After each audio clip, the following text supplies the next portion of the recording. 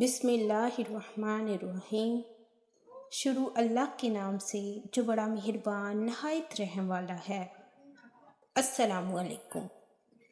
آپ صلی اللہ علیہ وآلہ وسلم فرما رہے تھے کہ تمام اعمال کا دارومدار نیت پر ہے اور ہر عمل کا نتیجہ ہر انسان کو اس کی نیت کے مطابق ہی ملے گا۔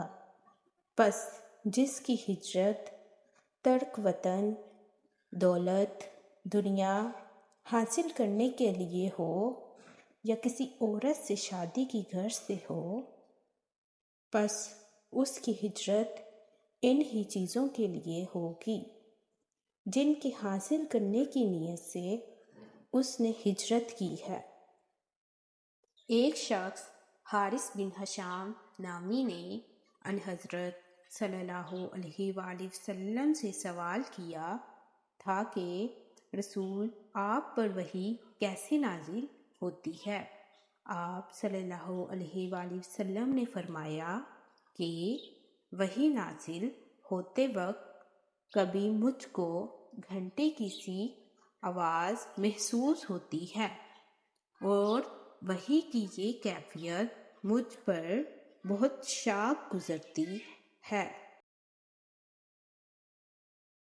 جب یہ کیفیت ختم ہوتی ہے تو میرے دل و دماغ پر اس فرشتے کے ذریعے نازل شدہ وحی محفوظ ہو جاتی ہے، اور کسی وقت ایسا ہوتا ہے کہ فرشتہ بشکل انسان میرے پاس آتا ہے اور مجھ سے کلام کرتا ہے، پس میں اس کا کہا ہوا یاد رکھ لیتا ہوں۔ حضرت عائشہ رضی اللہ تعالی عنہا کا بیان ہے کہ میں نے سخت کڑاکے کی سردی میں ان حضرت صلی اللہ علیہ وآلہ وسلم کو دیکھا ہے کہ آپ صلی اللہ علیہ وآلہ وسلم پر وحی نازل ہوئی، اور جب اس کا سلسلہ موقوف ہوا تو آپ صلی اللہ علیہ وآلہ وسلم کی پیشانی پسینے سے شرابور تھی۔